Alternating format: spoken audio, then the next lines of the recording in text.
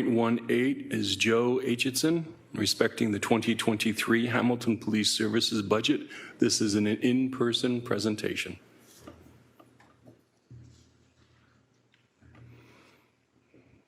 Hello. Hi, Joe. How are you?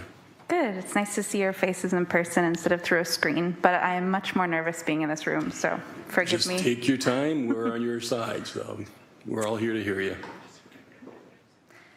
Hello, Madam Mayor and members of the committee. My name is Joe Aitcheson. I am a queer mother of 2 small humans, living and working in Ward 3. My work is related to food insecurity in Hamilton, and I am a member of the Hamilton Encampment Support Network.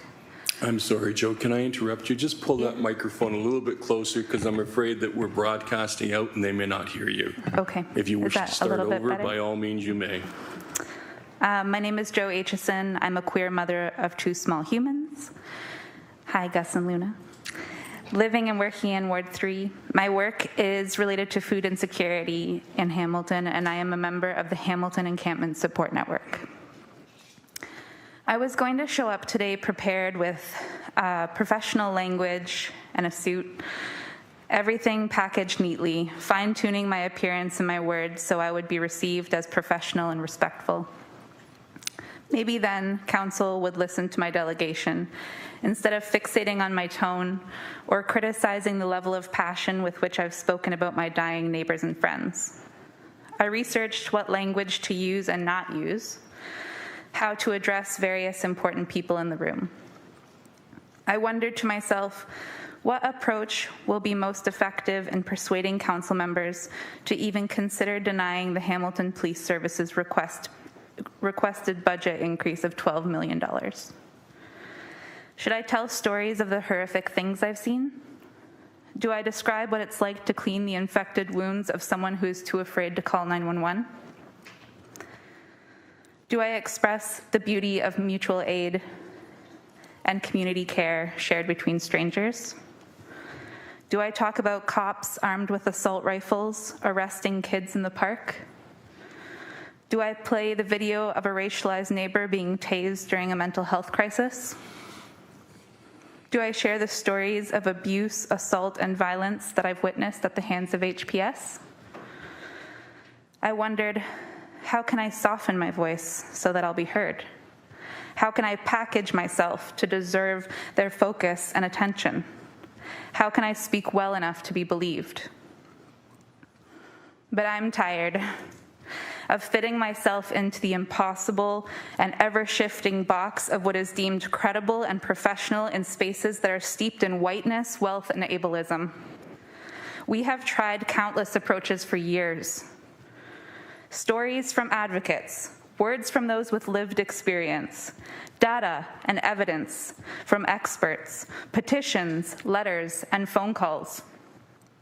None of it has moved council enough to step away from surveillance and punishment, coercion, and towards resources that are centered around community care. There's nothing left to say that has not already been said by Black, Indigenous, queer, racialized, unhoused, and poor community members.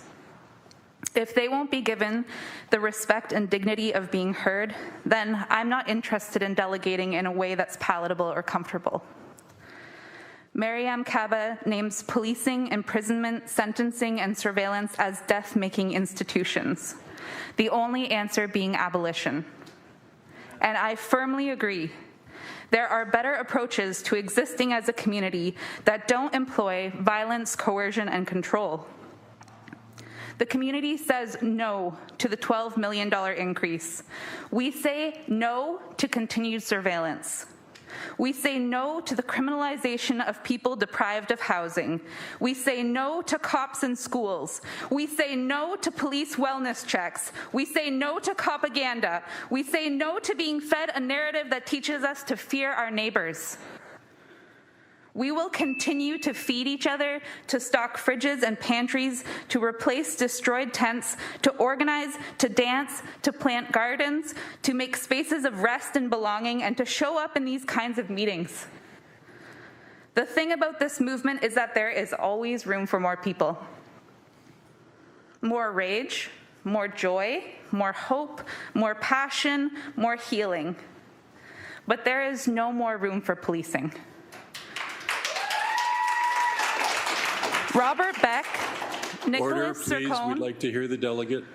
Robert Beck, Nicholas Sircone, Ryan Cole, Stephen Daniels, Derek Dole, these are just a fraction of Hamilton officers who have been caught either murdering, assaulting, raping, harassing, I'm sorry, or you are out of partaking in order, shitty behavior please. over the past several Please years. shut this microphone and we say off. no more. Thank you. We raised very clearly our concerns about raising officers that may be in questionable. You can't do that here. You put us at liability. Order, please.